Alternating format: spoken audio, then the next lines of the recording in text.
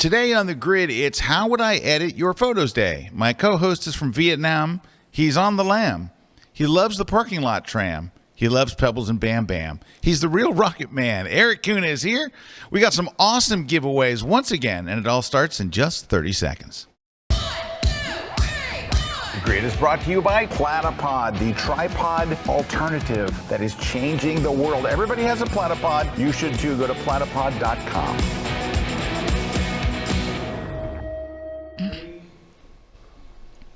Well, hi, everybody. Welcome to another live episode of The Grid. My name is Scott Kelby, and joining me, the king of Siam, Mr. Erik Kuna.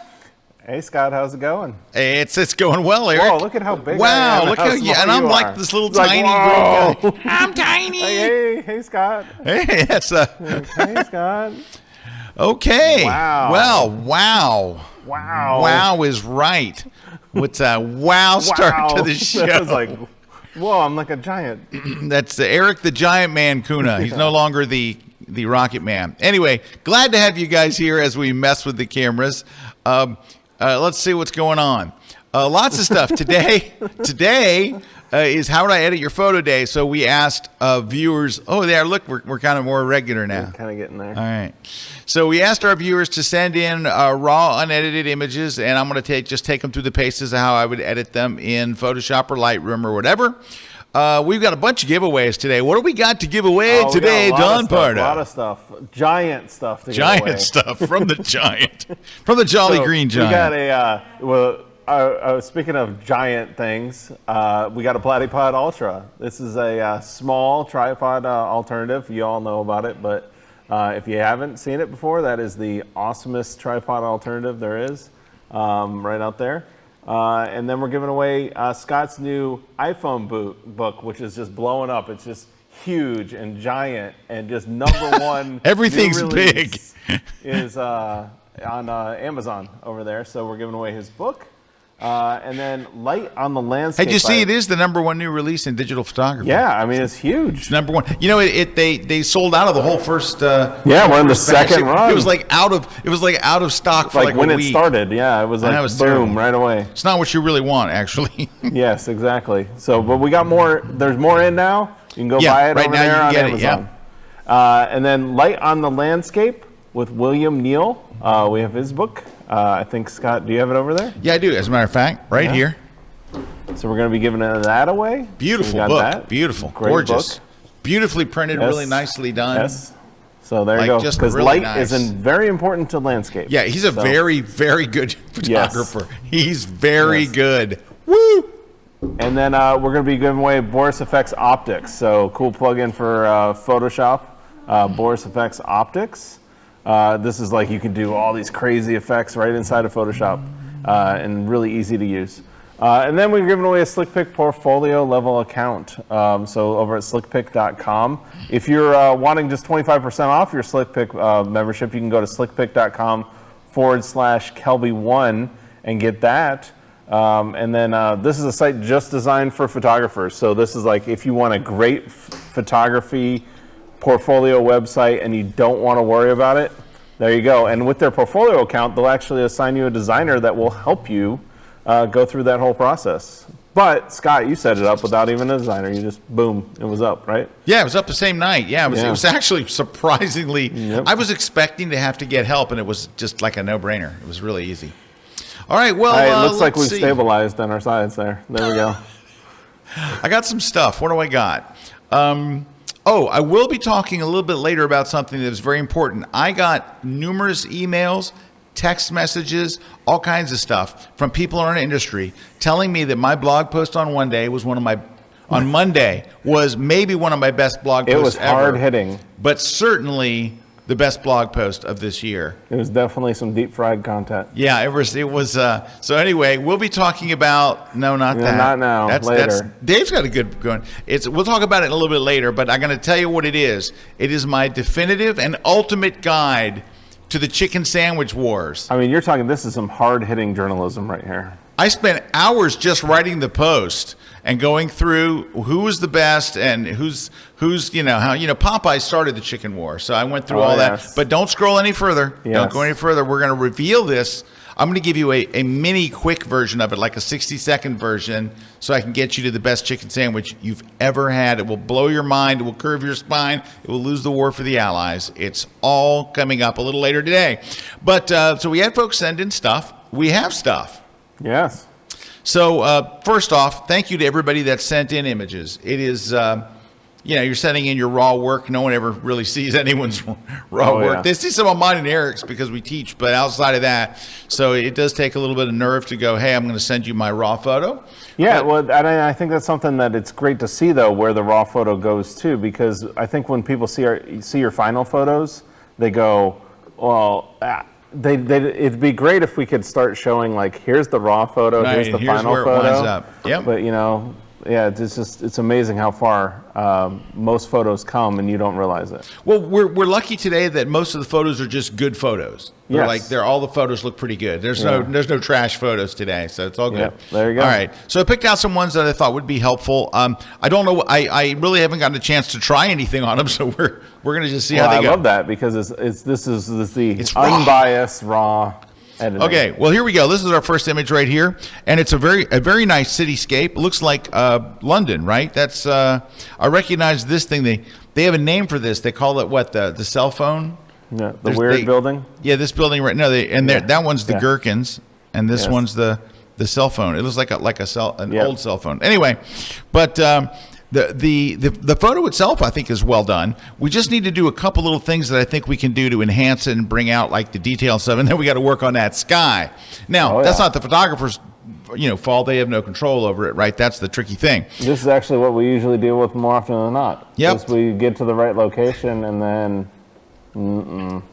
Now, I'm going to start by breaking a rule, and it's, we teach you the rules of photography so that you know them, and then when you break them, it's on purpose. I think what this photographer did was they were trying to make sure they had something in the foreground. So there is a little bit of foreground, that's cement, and then you have the middle ground and the background. But I think in this case, this would look better as a pano, and let's just crop away that. That's the first thing I do is get rid of. I mean, Yeah. that's got to go. The stuff All is right. not helping. Okay, It's just let's distracting. go to about right here, and then bring this in a bit as well. All right. Yes. Now, we have kind of a general rule that we would do when we're cropping here, which is whatever's more interesting, we leave that, right? So really, the sky is so boring, you would probably crop it really more like this. But because of a feature in Photoshop that we will be able to avail ourselves, we'll leave a little more in Let's there. leave it because I think it's a good candidate for it. Right, and we might be able to do two things with this. All right, but that's the step one, I think, right there, is let's just go ahead and get the crop in, all right? Let's get the crop in. And right there, that took it and went probably 110% better. Yeah, I think that really did help. All right, now, if you did nothing else other than just go to the basic panel and hit auto, it'd probably, it didn't do much of anything. Okay, I was thinking it would do more, but what I would think what it needs is it's really kind of dark and dense in this area right here, so I would bring up those shadows a bit. Now, a lot of times if you have to crank the shadows a bunch. Now, oh, by the way, I just want to say this. We're working in Camera Raw, which is exactly the same as working in Lightroom's Develop module. It's the same sliders in the same order that do the same thing. And so just the fact that I'm working in Camera Raw, don't let that throw you if you're a Lightroom user. It is exactly the same as Lightroom's Develop panel. You know what the only difference is? The name. It's the same stuff. Well, same math, same person did all it. Camera Raw is doing, or all Adobe Lightroom is doing, is taking Camera Raw, and that's the Develop module. Yep. That's it. All right, now I'm going to thing. grab the highlights and drag them back a bit. Now that usually helps the sky. It'll also help the glowing kind of, the lights tend to glow. Yep. So let's do that. Now I'm going to give you another little trick. Now I didn't come up with this trick, and one day I will find the photographer who taught it to me. I saw it in a blog post that he did, and he said one of the keys that he does for nighttime photos and dusk photos is to make the white balance intentionally blue. He says you're going to have yellow lights. So now you've got this really nice blueness with the yellow. Now, I think the whole thing might be just a little too bright. So first, let's drop the exposure a little bit. And then let's take the white balance and intentionally go over to blue and see if that looks okay. Ooh, I like it, but I think we need to drop the exposure now more. Now, when you crank those shadows to 100, which is what I was getting ready to say, It's good, looking good. sometimes that makes you lose contrast. So I think I might have to raise the contrast a little bit. Yep. And then we're going to, of course, bring out the texture and detail. Now, clarity, one of the things I tell people that clarity does that's wonderful about clarity is it does two things. Is number one, it adds shininess to water. It makes metal things shiny, and it makes water shiny. So I'm hoping it'll make the water shiny here. Oh, yeah, look at that water. Yeah. Shiny water. Use it at your own risk, because if you push it too high, Oh, yeah, you can't go crazy with it. don't go crazy with it. But, I mean, it makes it nice and shiny. It Now, does. It's great. if you were concerned about it, what you could do is this. I'm going to take off the clarity completely. Ooh, that needs that clarity, doesn't it? But then You go can get paint the it in. graduated tool Yeah. and paint it, then add clarity just down here. So I drag from the bottom of the image up. That way the clarity is only applied to the water. So, oops, don't you love to hear oops when someone's working Oops. and teaching you something? Whoops. Oops. Get rid of that second one there. So this one, the one I just applied that has nothing but a bunch of clarity, it's only in the water. So Yeah, where it you works see the really well in that water. yeah, and where you see the green, that is 100% clarity, and then as it gets to the buildings, it trails off to nothing. All right, Yep. so that's what that little thing does. We can move it up a little bit if we want to, just make sure we pretty much get the water. All right, so it's not looking bad even just right then. Let's do a Yeah. side by side, and you can see how the other one was kind of It's alive. yeah, it was kind of washed out and stuff because it's a good picture. So if we could just like take what's there and just enhance it, even the light looks more interesting. Like we don't have to do a sky replacement. We're gonna do some more stuff. But if you just wanted to end it just right a there, I subtle think sky you're in good replacement. shape. Subtle side replacement would do great. Yeah, subtle. You don't want to Yeah. throw something too big up there to where But anyway, I It's think not gonna right be, there a sunset. we're in we're in pretty good shape. Let's go ahead and hit open. Let's drop this bad boy into Photoshop. I don't know what just happened here. There we go. We have to launch Photoshop apparently. I didn't have it open, which is a weird thing. I'm having a weird day when I don't have Photoshop open. All right, let's see if it opens up here in Photoshop. Come on, you can do it. All right, there we go. Oh yeah, good. That's nice. Usually Okay. means you have Lightroom open. All right, so let's do this. Let's go into the edit menu to sky replacement. What? And let's not use this sky. That's a bit much. You're going to want more of you don't want a blue sky anyway. Holy skies, Batman.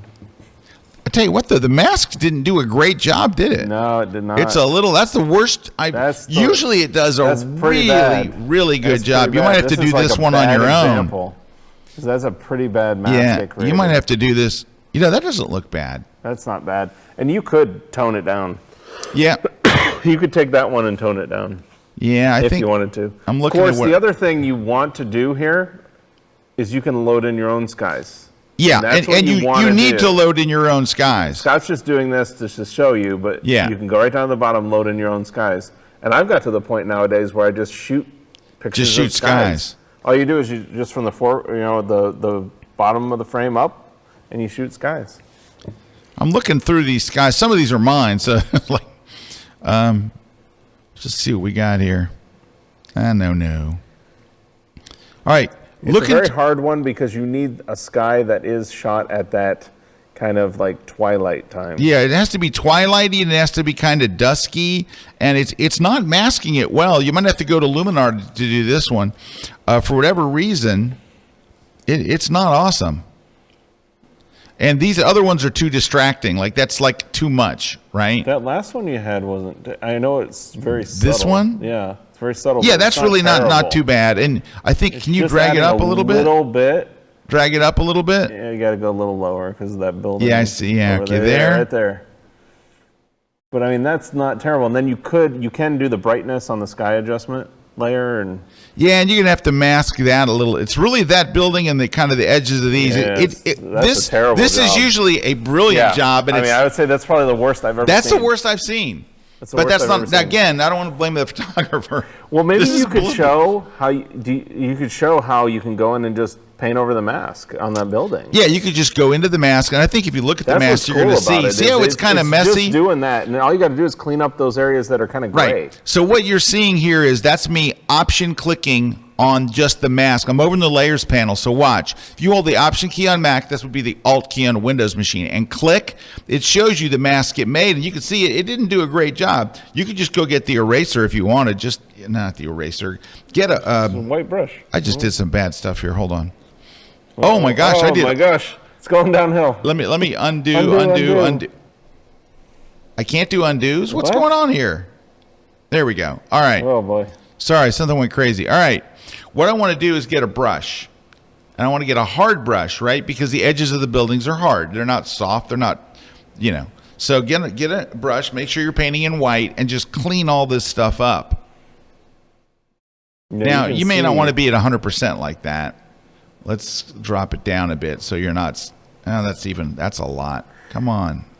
Work with me, people. The other thing is you can do an adjustment layer and do like levels or curves or something. To clean it up. And there's a lot of things you can do. I'm just going to give you a quick one, but you can see why it's not right up against the buildings very nicely. Right. I mean, the basic premise being it's going to give you a really good mask that then you can kind of go in and edit later. It's not like it's locking you in. But I can't remember a single time having to do this. No. I would say 99% of the time. There, your buildings look better. I did it kind of crappy, but I mean, it needs some work. Yeah, the 99% of the time, Scott's right. It just nails it. But anyway, I just think just a few little things like that, and you're in good shape. Even if you had to go with your original sky, it's not so bad now. It's not so bad. But I will say, just popping in that little bit of sky there. I know, it makes a difference, It makes a big difference. It's a big difference. So just remember, it's very easy to get your own skies into Photoshop. And so the skies that come with Photoshop, people are going to recognize them and go, well, that sky looks familiar. So just bring your own, and you can load them right in. And that's what I did. That's one of my skies there. So you just go load them in, and away you go. Let's take a short pause. When we come back, we got some shout-outs. We got some more images to work on. We got some giveaways. It's a fun day on the grid. Hello guys, this is Hilmar Smith, and today we're gonna go beyond the headshots. I'm gonna be teaching you everything that you need to know about personal branding photography and how you can incorporate them into your photography business. I'm gonna be showing you how you can brainstorm with your clients and how you're gonna make your brand and their brand go together. How you can work with people that are not models, and how you can create amazing pictures without having to spend so much money and creating just with whatever you have. How you can help your clients incorporate their personality into their brand, and how you can create images that they're gonna blow their audience mind. The anatomy of the whole photo shoot, different ways that you can help your clients make their brand stand out by using color, by using prop, by using personality and their hobbies, and everything that is around them that can make them different from their competition. So stick with me as I'm gonna show you every single step in my latest class at kelby1.com.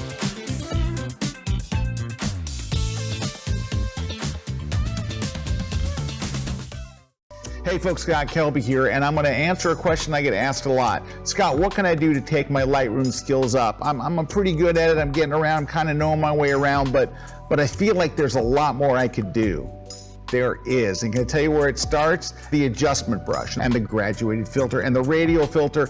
Those three tools together, that's the secret to moving it up. You get good at those and you'll be amazed at what you can do just all inside of Lightroom. I'm going to uncover all kinds of tips, techniques, tricks. I'm going to give you ideas of things you can do with the adjustment brush and with the other filters. I'm telling you what, you're going to learn an awful lot. And if you think you know the adjustment brush, come watch the class anyway, because I guarantee there'll be some things in there, some little nuggets that are going to make all the difference in the world. Come check out my brand new class on mastering the adjustment brush, and it's exclusively here at kelby1.com.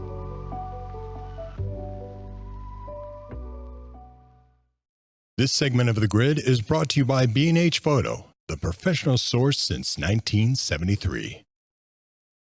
Hey, we're back. Scott's here. The Kuna Man's here. Speaking of the Kuna Man, so at the end of the show, he's going to share a story that I've been waiting a week to hear. But I will tell you this.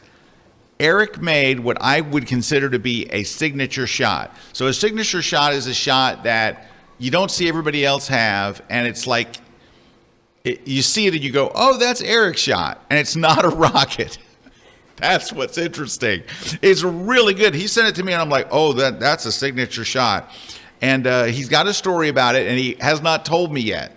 So he said, we'll save it for the grid. So at the end of the show, not only you're going to get the burger, the chicken sandwich wars update, but we're going to hear Erik's story of apparently this was not an easy shot to get. But anyway, it looks really good. This will be one that is a signature Kuna shot. Thanks. It was definitely an adventure.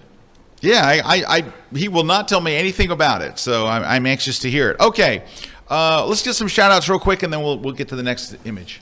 Yeah, so we got people joining all over. So we got Michelle from Pennsylvania saying hi, Don from sunny Bonota Beach here in Florida saying hi, Kathleen from Rainin in Pennsylvania, Mike saying hi from Santa Clara. We got Sandy from Iowa, John from Dallas, Tyrone from DC, Little Herman there from New Hampshire joining us, Darlene from Phoenix, Susan from Ohio, Daniel from Quebec, Canada, George from the UK, we got Joanne from Ireland, Victoria Pavlov's in the house. We got Hubert from Germany, Dave from Scotland, Terry White's also in the house. We got Rob Sylvan in the house, and we got Rick Salmon. Oh, we got such great people. Yeah, Yay. A bunch of people. Some of those instructors are going to be at our next conference, but we haven't told everybody who's going to be at the conference. So that's coming. I got to tell you, we have got the best instructor team. It is a mind-blowing instructor team for the outdoor conference. Boom. My mind's blown. Dude, I'm serious. There's people that have never done things with us before that are doing it with us now. Yeah. People that we've been on our list that we're like, man, I would love to work with that person, and they're doing it. I'm telling you. It is a mind-blowing. It's been an adventure. Yeah, it has been. Outdoor adventure. It's been an outdoor adventure. Okay, let's go. Okay, got an image on screen here. Let's take a look. All right. It's a good image. One of the things I like about this image a lot is her. She's got I really like, she's really engaged with the camera. Mm-hmm. One of the things that we say so often when we see a photo, we're like, oh man, the subject's not engaged and all, but I like a shot where you can kind of gauge her personality from the photo, and she looks like she would be a very interesting, a lot of fun person. Well, it's got a good light. It's not harsh light or anything that's like really, just distracting. Yeah.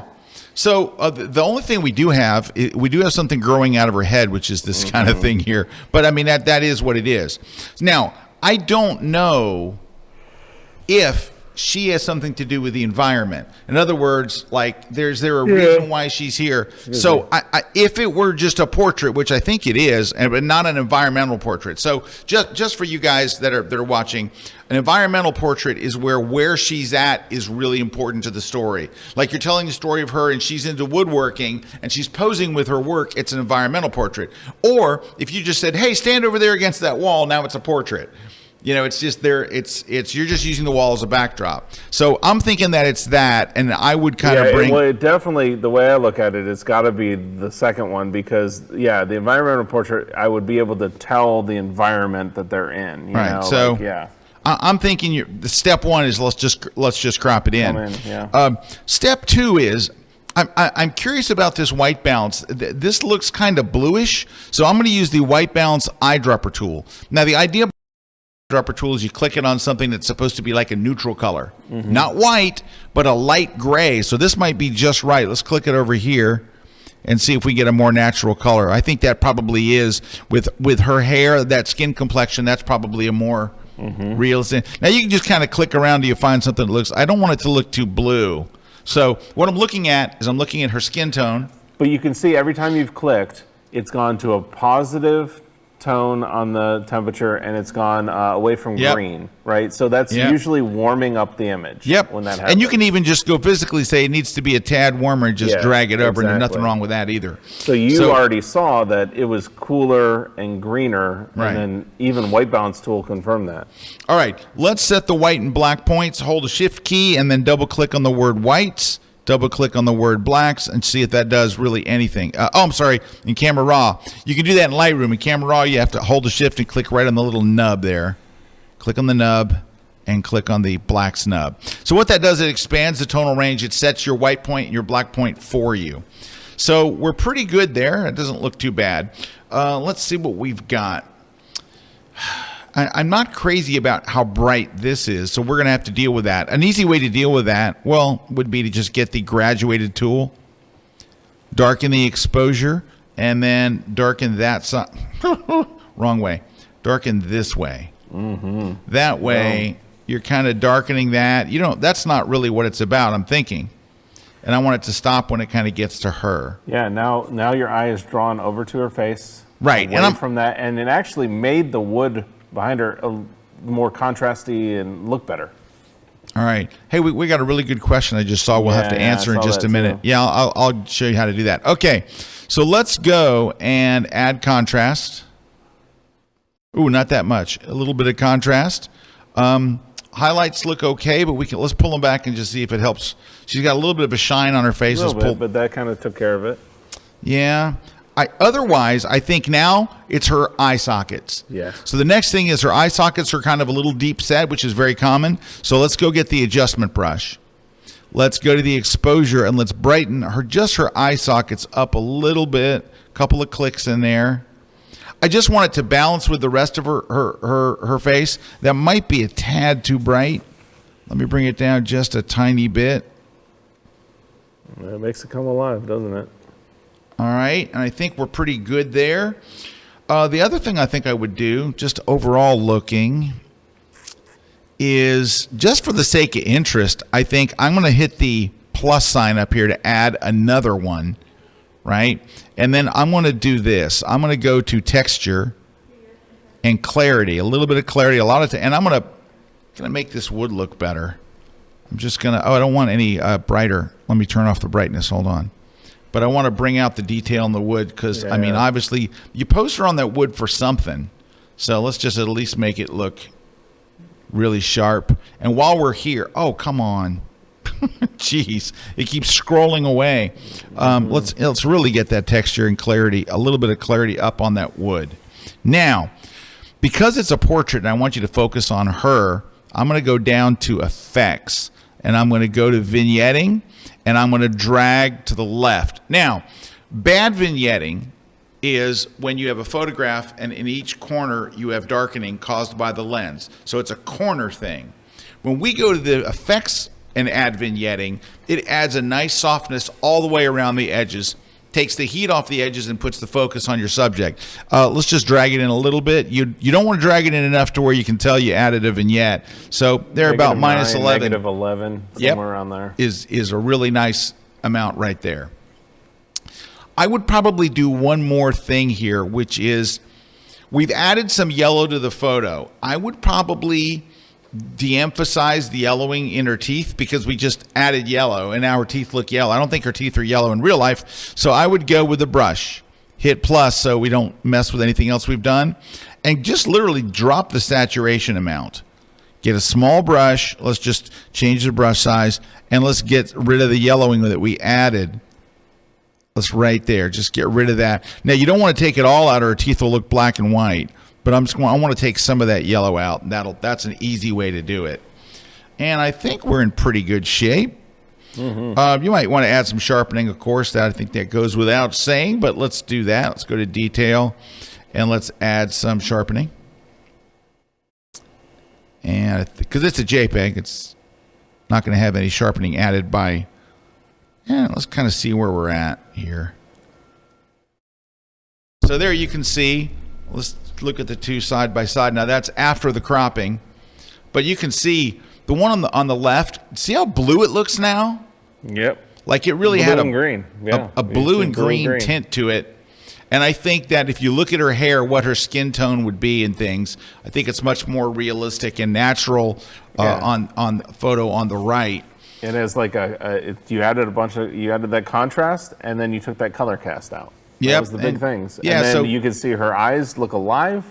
It's just like you brought that light into the eyes. I'm wondering if I can't bring up that light in her eyes just a bit more. A little bit more, yeah. I'm going to click right on that pin that covered her eyes, and I did. You can see I spilled over a little bit, so I don't need it right in there. But let's just see if I can bring up just in the sockets just a little bit more, maybe. There we go.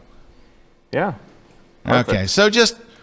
So it's, I mean, again, it's a good shot, and I think she looks awesome. And then the other thing is the cropping. You did the cropping where you kind of moved where her head was sitting in the upper third of the image rather than in the middle when it was first in the middle of the image. Yeah. So there you go. So, hey, I am going to take a break in a minute, but I want to answer a question from Angela. Yeah, Angela's asking you, so back on your sky reflection thing on the water, how would you make a sky reflection on the water if you're using the sky replacement? I'm going to show you, baby. No, can I mention something though? Mm-hmm. So yesterday I was a guest on a podcast for Luminar, the fine folks at Luminar, and they just announced and released Luminar AI. So that's their, it kind of does it for you. Plug-in, and it's very clever. Let me tell you, very clever. Have you played with it at all? Yeah, I use Luminar AI. Okay, but no, this is Luminar AI. It's not Luminar 4. Yeah, no, I've used Luminar AI. Have you used the new one though? Because the new one does sky replacement reflections. I have used the new one unless it changed since like this last week. Yes, it changed this last week. Well, then I haven't. Punk. Just help me out here and say you haven't tried it. I have tried the sky replacement in it. Dang it. Say you haven't tried it. I haven't tried the sky replacement in it. Thank you. You'll really like it. It does sky replacement. Awesome. All right. So here's our image. We're back in Photoshop. Let me just get it open here. Let's go. It's awesome. It's awesome. Sky replacement. There's the sky. And I think we moved it up a bit, didn't we? There. Right there. Boom. All right. So here's what you got to do. You've got to take this sky. I'm going to flatten the image just to make this easier on myself. Select from like the sky up and press Command J on Mac or Control J on Windows. So you have just that. You're going to flip that upside down. You're going to drag it straight down to where it lines up with the water. Now, you have an absolute mirror reflection, and I'm fine with that. But what we're going to do, though, is we're going to lower the opacity to bring some of the original back in there. And I would probably also just go ahead and blur that. Go filter, blur, motion blur. Not in that direction, straight up and down. Blur that a little bit. And now you got, see how the sky is in there now? I think I overdid the blur on the ground there, but that would get that sky in there for you. But yeah, you can finesse it from there. Yep. There you go. There you go, Angela. That's it. Thanks. A great question. All right. We are going to take a short pause. When we come back, we've got more images. We've got some more questions and comments. That's it. See you in a minute. Bonjour, mesdames et messieurs. My name is Sir Germany. I'm a French photographer living in Los Angeles, California, and I'm a fine art artist. I love SneakPeek because you can host all your photos online. You can share the best one through albums with incredible privacy settings. For example, you can just share an album to like 3 people or for just a number of hours.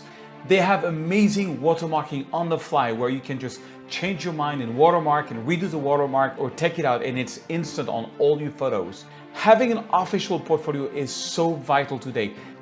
Now they have an amazing launching deal where for just taking the basic subscription we're offering now, which is roughly $15 a month, you're going to get a professional designer to do your website for you. All you have to do is fill in a form with a few data and you're good to go. A designer will design your website for you. So if you don't like web design, this is a great opportunity. I think we're better off taking photos and learning how to do HTML and CSS and getting the most perfect website ever. I mean, even if you were to go the route of WordPress, which I did for many years, having a WordPress is free, but you need to host the WordPress. And a good hosting service is between $10 to $20 a month. So all you have to do is click the link below and get the offer. You will get this special price, which is 50% off for the first year, but you're gonna get it for life. So get it now. I love my SleepPeek website. I love the business that it drives me, and I want the same success for you. Get it now. For over 20 years, leading software developer Boris FX has made its mark on the film and television industry. Now, for the first time, our Academy and Emmy Award-winning visual effects tools are available for photographers. Welcome to Optics. Optics is a collection of 160 filters for Photoshop and Lightroom. Simply apply the effect and launch the interface. Optics features thousands of customizable and creative presets for photo editing and effects layering. The top tools include lens flares for cinematic looks, realistic night skies with star fields and moon generator, add lightning with on-screen interactive control. The Easy Mask tool creates masks with just a few clicks. Optics is available now as a plugin for Photoshop and Lightroom and includes the standalone application for macOS and Windows. Get Optics now for 15% off. Visit borisfx.com, add Optics to your cart, and apply coupon code KELBY15. This segment of The Grid is brought to you by Canon. All right, hey, we're back. Scott's here. Kuna's here. Got a comment from Ramona.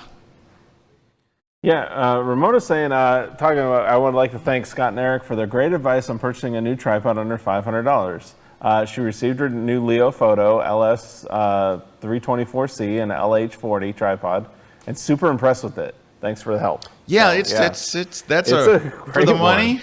For the money, woo!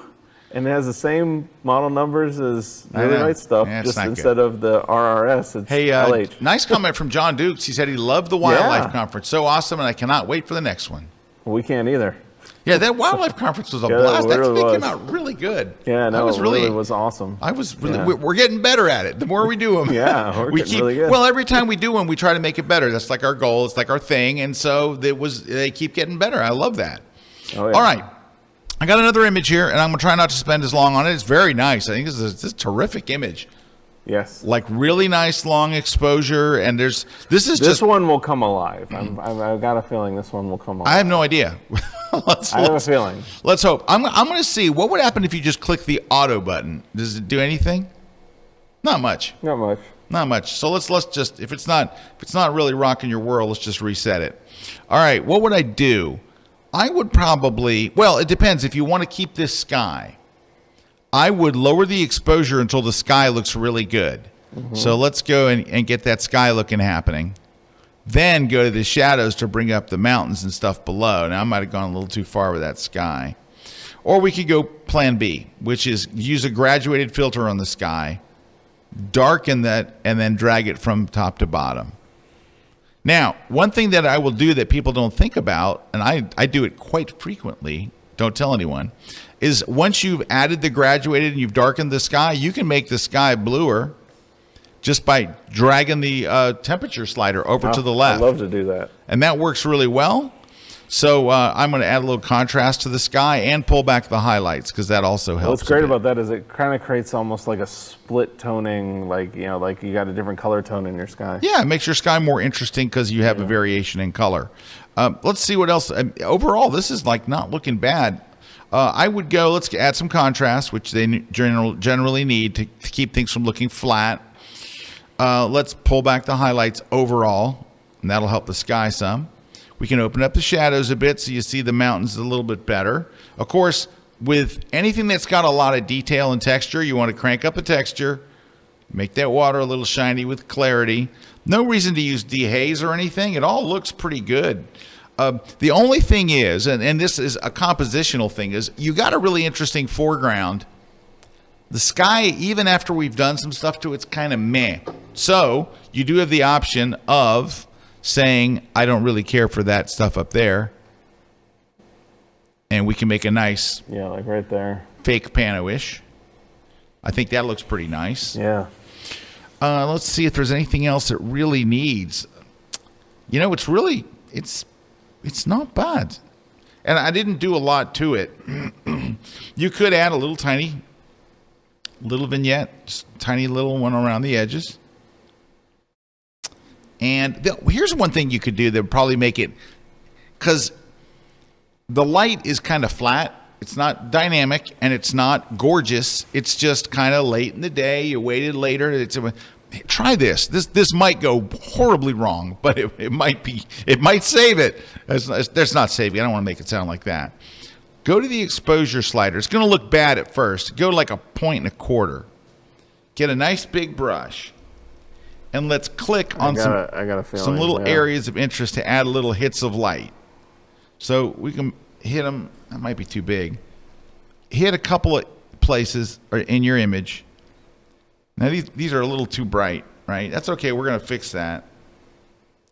But hit a couple of spots and then pull it back down. And that little bit of juice, maybe a half a stop, believe it or not, makes a bigger difference than you think. So watch. It just makes the light look more interesting, right? Right. Now, I spilled over onto the water. You don't really necessarily... Let's hold the Option key. Let's make that and erase that. Why is it not erasing? Do I need to go to the brush? I'm so used to Lightroom that when I go over here, now it wants to add. I'm doing something wrong, and Rob Sylvan's going to scream and go, yeah, right. You're not holding the right key, because I want to take away from the mask. Usually holding on in Lightroom, when you hold Option, it switches you to the other brush, but here it is not doing that, and it won't let me go to the brush. Oh, wait a minute. Let me. I didn't have the pin selected. Oh, there you go. All right, so it is the same. I'm stupid. All right. You know, Rob was probably yelling into his computer monitor. Yeah, like you're not on. I'm surprised my not on phone that didn't way. ring. Surprised my phone didn't ring. All right, but look at that little difference, right? It just adds a little more visual difference. You know, you want to don't paint over it on it like I painted under the sky over here. Stuff like that is not awesome. If you hold your cursor over it and just pause over it, it's not even doing it. Or press the letter Y, you can see where you spilled over. And I don't mind spilling over like on these places, but you don't really want to spill onto the sky or the water. There you go. I'm holding the Option key on Mac, the Alt key on Windows this whole time. There we go. So we kind of cleaned up our... I like that, and especially because that tree on the little peninsula island, that's what it's being drawn to, because you got that reflection of the tree. And let's just back it off. And so it just makes the image look, more dynamic. Yeah. Now, very often, I'm going to give you a super tip. Super. Very often, while you're moving sliders and you think everything looks better, it's very easy to overdo it. And then you get to the end and the whole thing looks a little too colorful. Every time that you add contrast, it makes the image more colorful, right? So when you add things like clarity, which is mid-tone contrast, and all these things, your image starts to look more colorful. And then, so at the end, it is not a bad idea to look and decide, did I go too far with my color? And if you did, an easy way to fix it is to go to the basic panel, go to vibrance, and just knock it off minus like 10. It's a subtle move, but it keeps you from just kind of, going too crazy. But do you see how the light is more interesting? I think the little light hits we did at the end actually made quite a nice difference. All right, let's move on. Good shot, good photo, good photographer. Good God, let's eat. Okay, how about this shot? It's a nice shot. Nice job. Yeah. Good job on the photographer. So let's think, is it raw? Yeah, it's not raw, it's a JPEG. All right.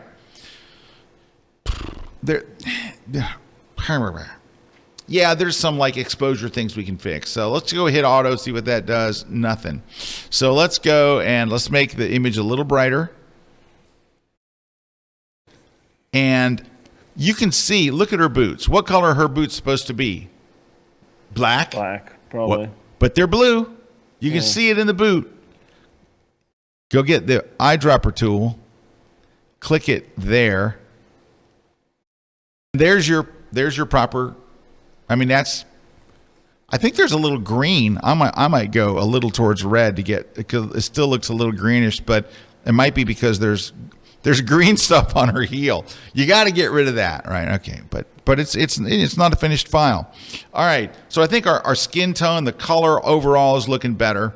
The only thing I would say is this is kind of bright right back here, right? Yes. Because you did a good job in getting her out of the direct light, but I would go get the brush.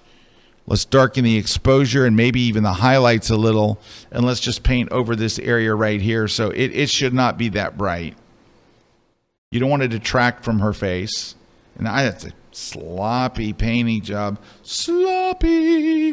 There we go. That's a little better. All right, there's that. Let's go, while we have the brush, hit the plus sign so it leaves what we did there. Brighten it about a third to a half a stop, and let's get on her face there. There we go. Okay, a third it is. It's either a third or a half, and so you never know till you do it.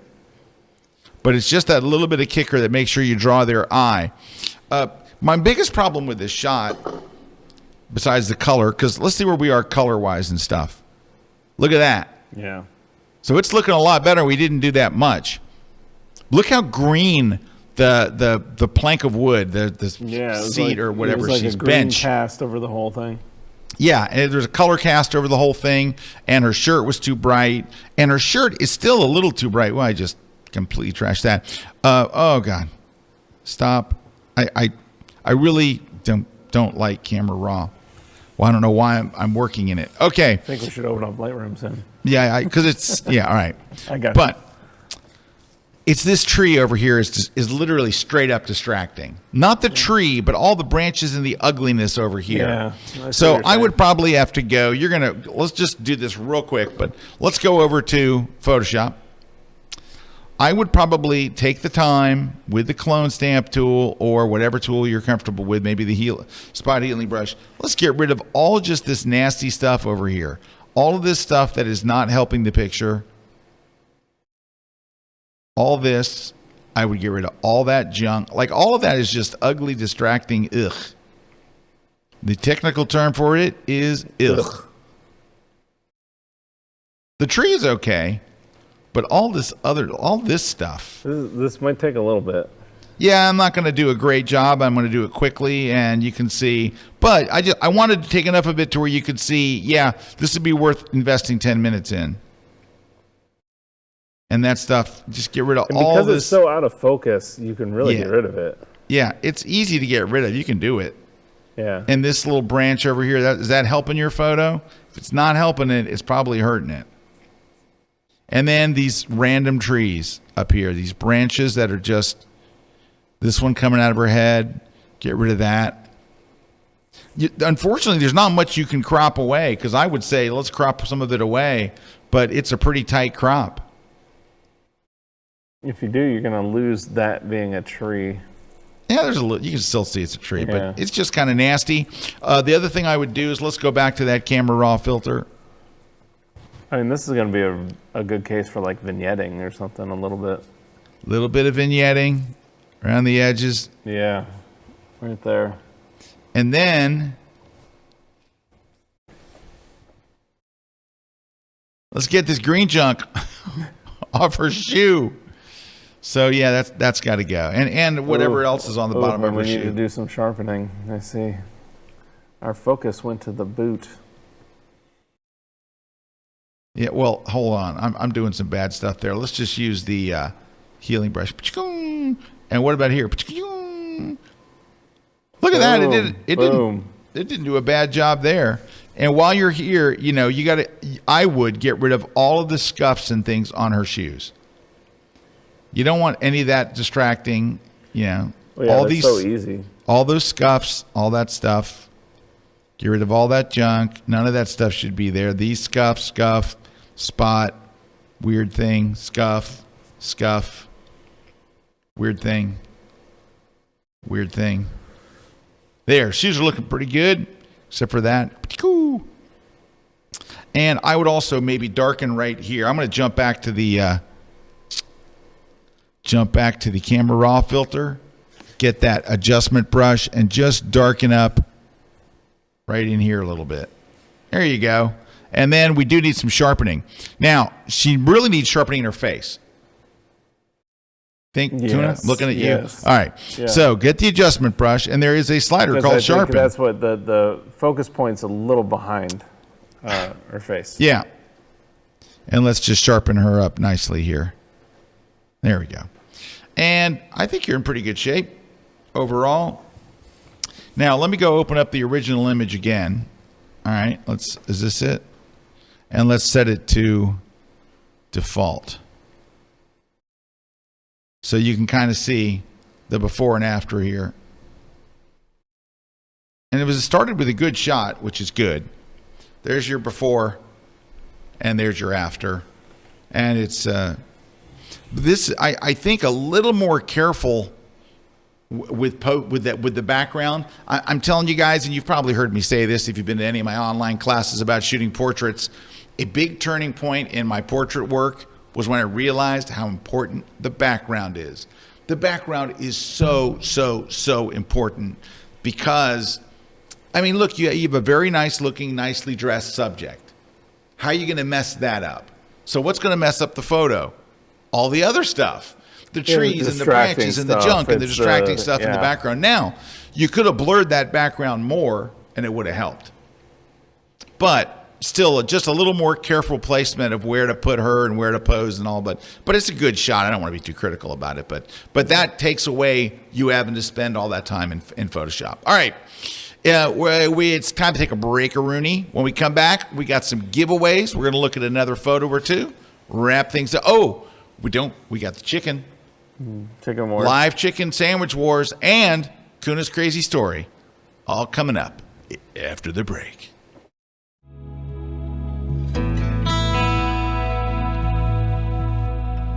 Have you ever struggled to take beautiful images of your children? With squirming infants, busy toddlers, and uncooperative children, it's no easy task. I've been a professional child photographer focused on my craft for over 10 years, and I've discovered that as technology changes, so too has the ability to photograph fleeting moments, and it's now easier than ever.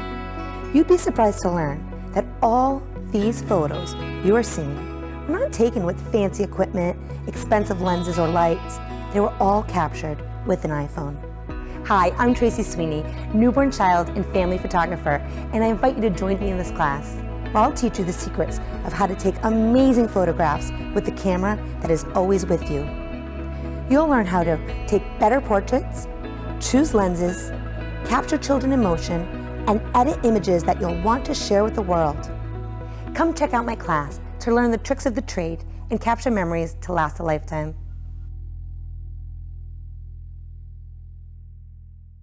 Would you believe us if we told you that you could fit studio lighting in your pocket?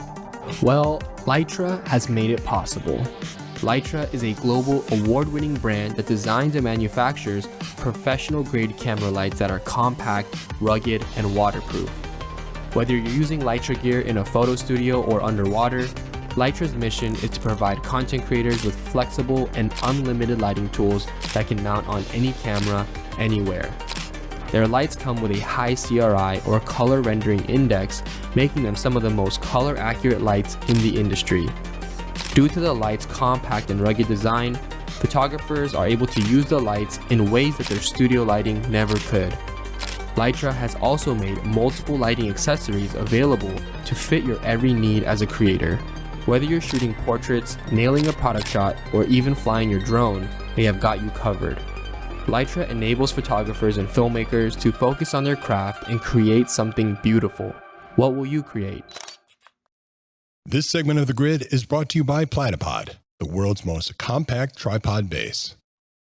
Make sure you don't miss any episodes of The Grid by subscribing to Apple's podcast app or iTunes. It's free, and we even have a special audio-only version too. So sign up today. Hey, we're back. We're going to do 3 rapid fire ones here really quickly. Then we're going to get to the chicken and the which came first, the chicken or the Kuna? We got prizes too. Oh, we have prizes too. We got a lot of stuff. You don't go away. Okay, here, take a look at the image we got on scene. A nice concert shot here. Here's what I would do just briefly to this one. You're showing like there's a truck in the background and stuff that you don't necessarily need a whole lot of.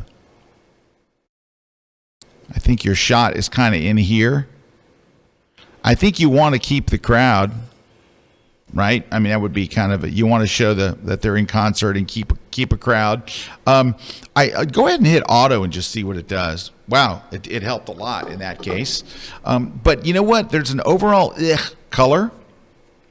So let's pull it over towards more yellow. Warm it up a little and maybe a little pink. Pull back those highlights a little bit more. The other thing that you might do, I've done this on concert shots, is go get the graduated tool, bring it in from up here, and then add some more color to your image. Just bring in a color, some purple or something. Bring in something to make the lighting more interesting. Yeah. I don't want it to be so blue. I want it to be a little more magenta, but just help to bring some more color into the image so it doesn't look so kind of whitish. Now, the problem is our singer here is in the dark, so let's bring him up a little. And you don't have to do much to this photo. It's really pretty good, but let's bring up open up the shadows on his face a little bit.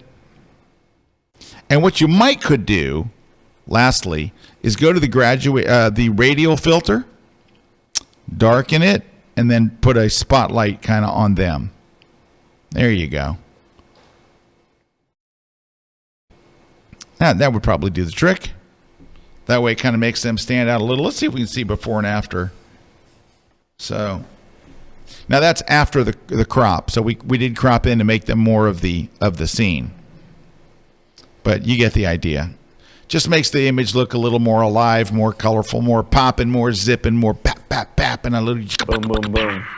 All right, there's that one.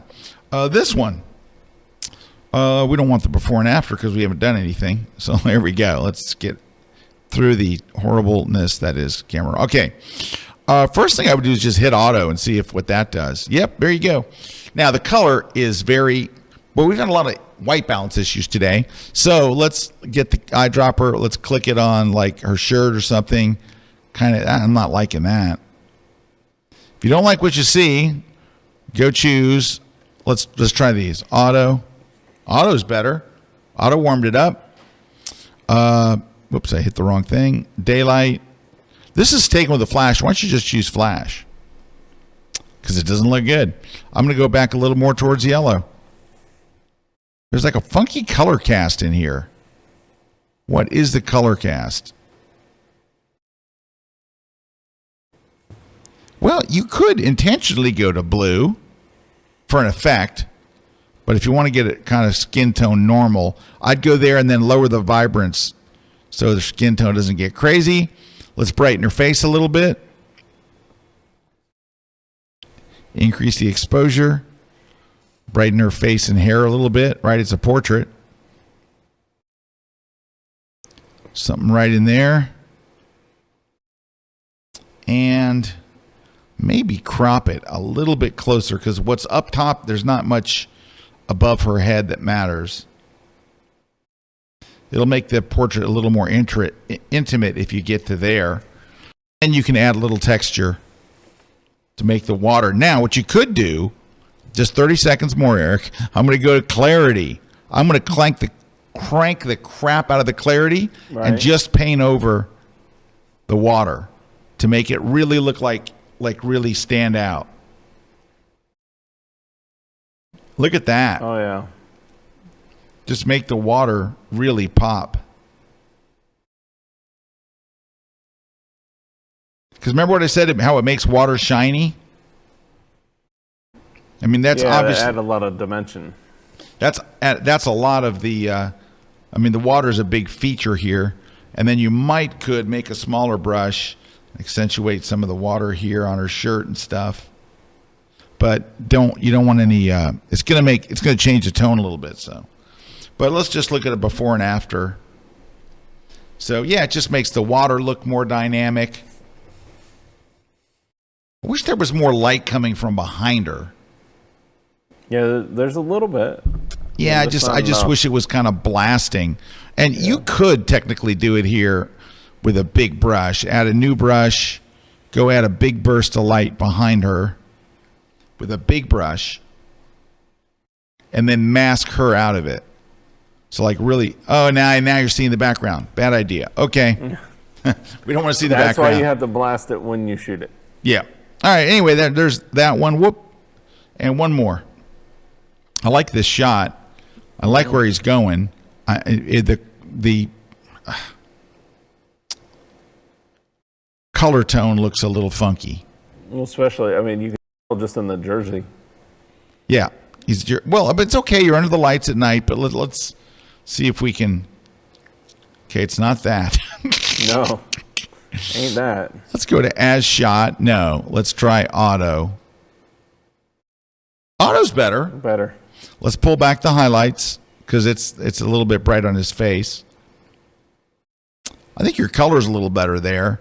I think, though, the two things that are bothering me are all these shadows on the right. Yeah, I think you're going to want to sculpt that light, too, more towards his face rather than your eyes. Yeah, like the light is over here, but the light's coming from here. Yeah, well, it's also your eyes are drawn down to that brightness of the grass in the infield. Yeah, there's an issue with that. I want to see which one of these is the this one, spot removal. Let's get rid of this whole thing. Like, why would you have this shadow in here? I don't know if it's going to get rid of it because the spot removal tool in Lightroom and Camera Raw is crap. Yeah, see if we can get maybe over there to get rid of it. Nah, this is a job for hard. It's a photo. That's a Photoshop job. Yeah, that's Photoshop. It's easy in 5 seconds in Photoshop. Yeah. But you know what it is, Eric? I'm telling you, I think the shot. I know they want that light in there, but I think the shot is kind of here.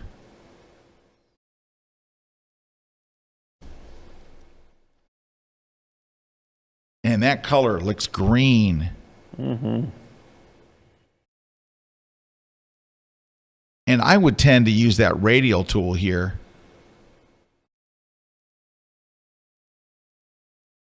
Yeah, that's what I was talking about. You got to like sculpt the light on him. Yeah, because look, it's spilling everywhere. Which it's going to do on a baseball field that's lit up. I mean, that's what it's designed to do. Yeah.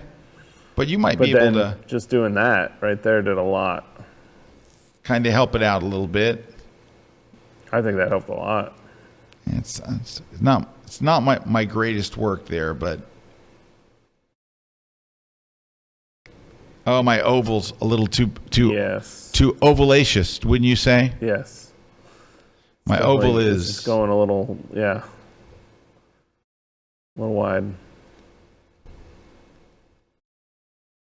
Let's go this way with it. I think we're better. You got to work. You got to work on that oval. my oval is it's not awesome. But that's I think there's something there. It just needs a little more work than that I'll be able to do in this few short moments. Okay. Yeah. All right, so there's how I would edit your photos, and I didn't do a very good job on the last one, to be quite honest. Let's go and find out our prize winners, then chicken, and then we're going to end with the big Kuna story. All right, so here we go. We got Will Poundscar has won the Light on the Landscape book. Then we got Mariana Dent has won Scott's new iPhone book. Then we got Karen has won the Optics, Boris FX Optics. Then we got Ken Wheely has won the Platypod, and then Carla Ferris won the Slick Pick portfolio account. So there you go. All you got to do is email us over at gridprize@kelby1.com. They'll verify your information, make sure the winner, and then send you the prize. All right. Real quickly, short chicken thing. It's a chicken thing. All right. So, and can we do it from my machine so I can control the scroll? There we go. Thank you. All right. So, Popeyes.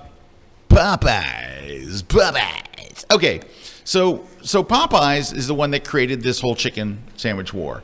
Popeyes this started like a year ago. Yeah. Popeyes has been around for a long time, and they were just kind of there. They had their fans and stuff, but they were just, they weren't making a dent.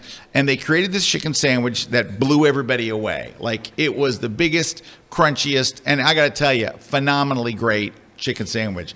I hadn't been to Popeyes in 20 years, and I've been there numerous times. Yep. You love that chicken from Popeyes. Love that chicken from Popeyes. I got Popeyes. Anyway, really, really great stuff. So all the other places that didn't have a great chicken sandwich were kind of like, we have to enter this chicken sandwich war. So I went and I tried all the places that officially said we're in the chicken sandwich war. Because there are places like Chick-fil-A. Chick-fil-A did not enter the war. Chick-fil-A... Because they already own the war. Yeah, Chick-fil-A has got its own particular sandwich. Yeah, because that Chick-fil-A people love, is incredible. But it's not what Popeyes No, did. I know what you're saying. It's just... They went for a different type of chicken sandwich. It's been there forever. Right. And they're not in the war. And they didn't enter the war. They didn't say, we're going to make a big, crunchy, giant super sandwich. They just said, we have our chicken sandwich and people love it. We're not going to mess with it. Yes. But everybody else's chicken sandwich, they knew it sucked. So they went and did it all. All right, I went and tried them all. Here's what we got. McDonald's. So here's McDonald's thing real quickly. It's all right. It's better than their old chicken sandwich. But it's not really in the chicken war. Look at it. Look at it on screen. That's not the chicken sandwich that you're trying to get. Like that actually looks like they're trying to attack Chick-fil-A. Yeah, that looks more like a Chick-fil-A size. Look at the one now. And I like McDonald's, okay. I do not like Burger King. I don't like Burger King. But my gosh, did Burger King nail this sandwich. Guys, the Burger King sandwich is almost as good as the Popeyes. The bun is great. It's not the stupid, awful bun that's normally on Burger King. And I'm with you with Burger King, but I have to say, so my wife and my daughter are vegetarians, and their Impossible Burger, the Impossible Whopper, dude, I said in the article. Incredible. I said in the article, if we go to Burger King, it's so my wife can get an Impossible Burger. Yeah. They nailed it again. Their chicken sandwich is so close to Popeyes that if Popeyes was 4 miles away and Burger King was 2, I'd just go to Burger King. It's that good. And that's saying a lot for me because I just don't like Burger King. Yes. All right. Very good sandwich. Wendy's. Awful. Just absolutely. I couldn't believe it. Like, I saw the TV ad and I thought, oh, I got to go try theirs. It's not only is it not anything like the Popeyes or the Burger King, it's worse than their old chicken sandwich. Okay. It's just terrible. I'm stunned. I love Wendy's. I drive by a Wendy's on my way home. I stop in there many times. I love Wendy's. It's terrible. It's trash. Okay. This one I did not see coming. I'm driving to Tampa for something last week, and I drive by. There's a Zaxby's right near the office, 10 minutes from here, not even 10 minutes. And there's a big banner over the front of the restaurant that says the chicken sandwich war ain't over yet. So I'm on the phone with my buddy Terry, and I go, dude, I got to stop and try it. It is phenomenal. I think it's better than Popeyes. Wow. You can get it in spicy or regular. And they obviously are trying to do a pop. That looks like the Popeyes. I mean, the Burger King in that one, forget that noise. The Burger King looks like Popeyes. The Zaxby's looks like Popeyes. I'm telling you, the Zaxby's. Now, Zaxby's is only there's a whole hole of America where it's not. It's not in California, and it's not in the Midwest. And we just got it here in the last couple of years. Yeah, we just got Zaxby's recently. And so it is all the South and it's like all the whole coast of America, and then it stops at Michigan. Okay. And then it doesn't do any of the other parts, and then it's in Utah. It's in Salt Lake City. I'm telling you, it's unbelievable. But there's another one that is just as good, that's right up there. Surprisingly, shockingly, Kentucky Fried Chicken. Man, they nailed it. Kentucky Fried Chicken's entry it definitely into looks, if you even look at the pictures, it seems like imitation is flattery. Yeah, they're all looking at Popeyes and going, everybody loves their... Guys, people were waiting for hours in line. People got in fights. Didn't somebody die in the line? Somebody died over it. I know that there's been a lot of problems. A lot of problems of people that are so freaked out that they can't get the Popeyes chicken sandwich. But guys, I'm telling you right now, Burger King, KFC, Zaxby's, any one of those are absolutely outstanding. They're just, there you go. You don't have to go to Popeyes anymore. You can go to Burger King. And if you want the original chicken sandwich, you go to Chick-fil-A. Yeah, and if you just want the regular old, if you want the Chick-fil-A sandwich you've always gotten, but I didn't really compare it to it because... No, I get what you're saying. Those all three look like clones, and then the Wendy's and the McDonald's look like they didn't even try. Yeah, and remember that a Chick-fil-A sandwich is literally... It is a piece of bread, a piece of chicken, one pickle, no sauce, no nothing, and bun. Yeah. The Chick-fil-A bun is very good, though. The bun, just the the Chick-fil-A Chick-fil-A put a little butter bun. on it, too. A little butter on the bun. Little butter on the bun. It's very little. But it's good. It's a good sandwich. But compared to the rest, like if you did a blind taste test, you'd be like, these chicken sandwiches are crazy. Okay, this is all leading up to the big event. First, I want you to show the amazing picture, what I think will be a signature Kuna picture. Okay. Show that, and then I want to hear the story. I haven't heard it yet. I'm as Right. anxious as So anybody. this is the photo that it came out with, right? So this is a shipwreck over in Cape St. Blas, Florida. It's the Donna K. So this was put there by Hurricane Michael. It was a Category 5 hurricane. This big shrimp boat washed up on shore, got beached there, and it's just been sitting there. And this is in a very, obviously you can see this is at twilight, and the Milky Way is still cutting through tremendously, right? So this is at astronomical twilight. So I have sunrise coming on the left, you know, the Milky Way on the right, and then the boat being lit up with a little bit of light painting, low-level light painting. So I'm just using a continuous light on the boat at a very dim setting, like 5%. It's actually a Lytra Pro, about 150 feet back, up high, and it's just casting that little bit of light onto the boat over that exposure. This is a 20-second exposure, ISO 3200 at equivalent of 24 millimeters. So anyways, this was the shot I was going after. So the shot I got the day before was this one. This is another shot that I had planned where that's St. Vincent's National Wildlife Refuge, and then I knew that Jupiter and Saturn would be rising over there on the left, so that's how I'd framed it up. So this one was the easy shot. I did this the night before. So we were staying up there. We had rented a RV. We were staying. I knew where I was going to be. I knew the spot that I wanted to go. I knew photo pills. I knew all that stuff, and I got this shot here, right? So that was the easy one. So the next night, which was the better night, I was going after this shot, right? So, you know, woke up the family to go drive the RV over to this spot. And so driving over, I knew that I was going to have to maneuver and turn around, and then they were going to drop me off, and it was kind of going to be that kind of situation, right? The hiking situation? The hiking situation, because the closest I can get to this to hike from a road was going to be 0.8 miles, so almost a mile to this. The other way to go on the other beach was 4.5 miles, so I was going to take the 0.8 miles. Oh yeah, go the 0.8 mile. But I didn't realize what the 0.8 miles was going to entail until I got there. Kind of knew. But, so I'm driving there. I woke up early, you know, kind of getting out. So this is the story. So we're driving around. We're going around. It's dark. It's really dark. You can't see anything. And then we go past the point that I'm supposed to get off. And I'm like, oh, crap, I got to turn around. And then I'm going, well, I got to turn around somewhere. I don't know where I can turn around. I had gone there during the daylight. I couldn't see anything. Are you off-road? No. We're on a road. We're on a road. There's a bike trail next to us. And I see over to the side here all these tire paths and kind of like signs and stuff. So I'm like, oh, I'll turn around there.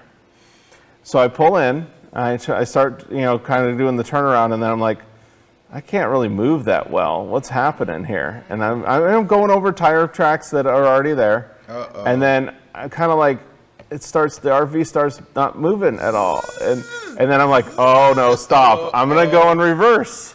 And then I hit it in reverse and I go in reverse. I'm like, oh no, this ain't moving. Oh no. And I started going forward. I started going reverse. I look at my wife. I'm like, we're stuck. Ain't going nowhere. No, with a big RV? So we're in an RV.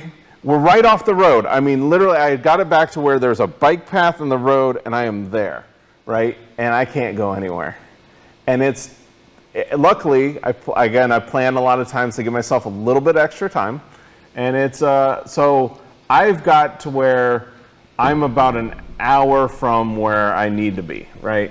And so then it just becomes, I got to get the RV out. How am I going to get the RV? So we start calling around, getting tow truck, getting everything lined up to get the RV out. So finally. What time is this?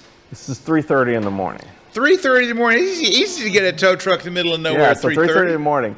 So ended up finding somebody. You know, my wife called. She found somebody. And they're about half an hour away. So got everything. They're coming. And then we're talking there. And my daughter, was the one who said, well, you got to go get this shot. You've got to go get I'm a mile away from getting this shot that, we had planned out. And So then my wife and daughter, I felt like, I don't want to leave you guys here or whatever. And they're like, no, you got to go do it. You got to go do it. So then I pack up as they're sitting here waiting for this tow truck.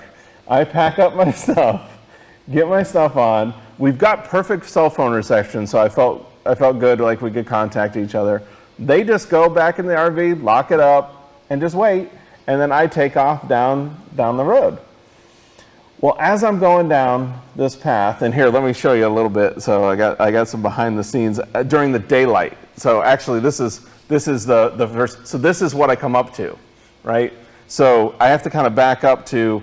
So this is where we're at. So you can see how there's a road, there's a bike path, and then next to the bike path is kind of sand. Well, around the corner, this is where our RV is stuck and is in the sand. So I go down this path, and in the dark, this is what I'm kind of met with, where I've got to go walk down this beach in the dark to get to this spot, and there's all this washed up stuff. And this is like the old lighthouse that used to be there that they had to move because of the... Now they're coffins. The shore.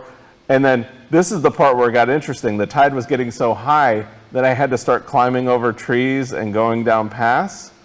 But I'm doing all this, you know, with my headlight. So the tide was high, but you were holding on. Yes. But here's the problem is, right as I'm walking, this is what I'm walking through, it started fogging.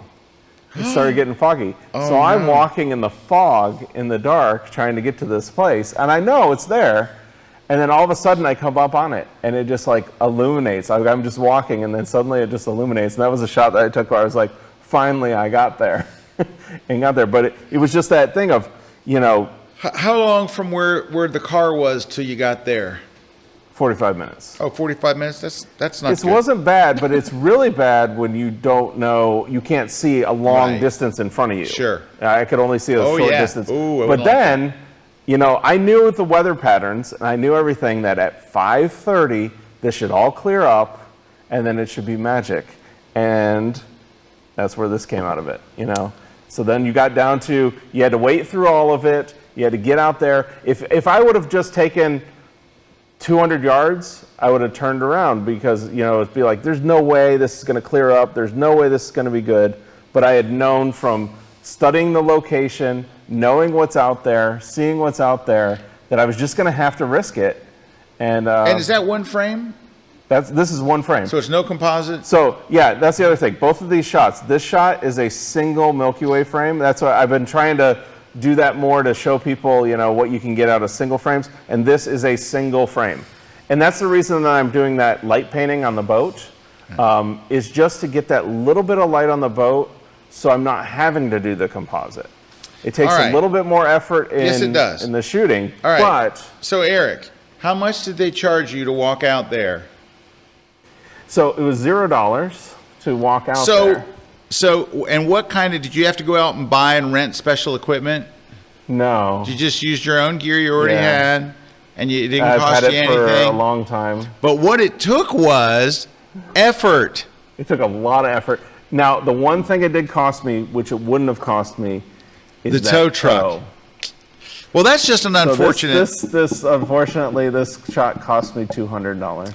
Dude, my last tow when I got stuck on a shoot. I was not planning on that $200. Hey, mine was $500 because I had to have a mud tow cap. Truck driver was incredibly nice, awesome. Like that's why I felt so comfortable. $200? Yeah. And kudos to my wife. I've been in a good mood too. Hey, my wife and my daughter, they in. totally took one for the team on that one. All right, back to our story, Eric.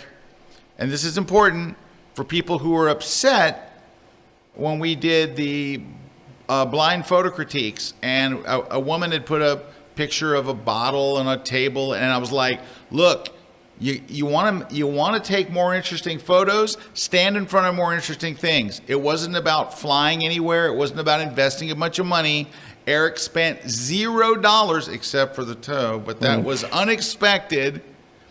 That was a self-inflicted wound on the Kuna man. That was my fault. I totally took the blame for that one. He took an incredibly interesting photo in his home state. He just drove to it. He got up early. It was 5 hours, but it was my daughter's spring break. We were gonna go do stuff anyways. Yeah. You know, really, honestly, I mean, it's a great vacation. I love RVing and all that stuff. But here's the thing. Forget all that. That's not what this is about. It's not about your daughter's spring break. Yeah, we had a great time. You got up early. You had a great experience. You did what you had to do, and you got a super interesting photo, and you were standing in front of something interesting. It doesn't take a bunch of money. It doesn't take crazy equipment that nobody can afford. It's not any of that stuff. No, that was taken with a Canon. That was a Canon 70D. A Canon 70D with a Tamron 15 to 35. Wow. So you know how old the Canon 70D is? I don't have any really new equipment. Yeah. Yeah.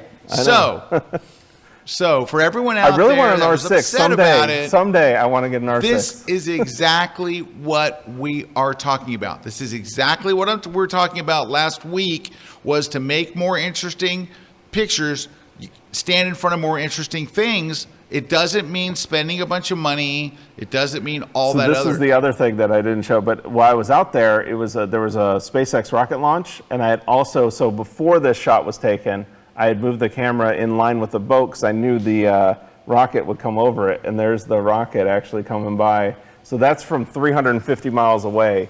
That's the SpaceX rocket flying over the shipwreck. Well, good on you for doing the things you had to do to make a more interesting photo, which included planning, traveling, lack of sleep and stuff, but it did not include money, and it was shot with an old freaking Canon 70D. It's more. I will say this, that like when you say that, I think people misinterpret like we're saying. Yeah.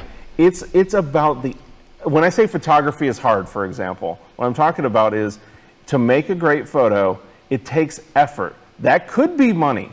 That could be buying like a plane ticket and going somewhere. It could be. Right. It could also be just planning, persistence, effort, putting in the time, doing some crazy technique that nobody else has thought about. It's still, though, that is effort. It's all effort. Right. Because like you're talking about, it doesn't take money. Money is, you're collecting money based on an effort, or hopefully that you've performed and stuff. I mean, it's all effort. Be it money, be it time, right? Be it energy. But someone in the Kelby One forums said it was like, oh well, if it's all this money and it's spent for equipment and all like. Well, that's the thing. That's not what we were talking about. It's not about. It is like if you put yourself in those awesome places, yes, you might have a better time or an easier time at doing that. Right. But you had to put in the effort to get there. Right. So it really our whole idea was saying what which came from Joe McNally, what his editor told him once: if you want to take better photos, stand in front of more interesting things. He didn't say spend more money. The quote wasn't, if you want to take more interesting photos, spend more money. And I think Erik just proved it once again by driving out in the middle of nowhere, getting up early, hiking. I can't believe, like, people don't know, like I tell them I shoot Milky Way in Florida, and they're like, what are you talking about, you shoot Milky Way? Like, I have traveled and spent the time to go to other places. Milky Way in Florida is actually really decent if you can find the right locations and the weather agrees with you. Yeah, there's an app that will help you to do that. Okay, folks. Absolutely. Look, Lou wants to know, how do you buy that photo? See? I need to put that up. I have on erickuna.com. I have a store, but I haven't put up this image yet. erickuna.com. But I will put up this image because I have had people interested in this one because I love it. I love it. It was worth the effort. Let me tell you, that's a really unique. It's a signature shot. Thank you. All right. Well, we've run over bigger than anything today. A ridiculous 24 minutes over. It's ridiculous. But Erik's story was fantastic. Thanks, everybody who sent in images today. Thanks for those of you who stuck through the chicken wars, through the Kuna wars, through the Kuna towing story. And what do we got next week? Anything? Yes, we do. So we have a guest on next week. Ooh, we have a special guest. We have a special guest, so we have announcing that. We've got a special guest, and then the week after that, we have another guest. So we actually are getting back to, they will be over on another set, but we'll have guests in the studio. Will we announce the instructors for the... Yes, and that's another thing. We'll be talking about the outdoor photography conference, like Scott was saying. I mean, I am really excited about that. So. That's going to be awesome. All right, folks. Thank you to everybody. Thanks to our crew here. And thanks to all of our sponsors. Thanks to you guys. Thanks to the Kuna Man. Thanks to Juan and Jason and Victor and Ron and Christina and all the fine folks here at Kelby One. We'll catch you guys next week. Oh, go join Kelby One, kelby1.com. Learn a bunch of cool stuff about photography and Photoshop and Lightroom. Lots of it. We'll learn how to run a jib too, because look at that jib shot. That thing's money. All right, take care, everybody. See you next week.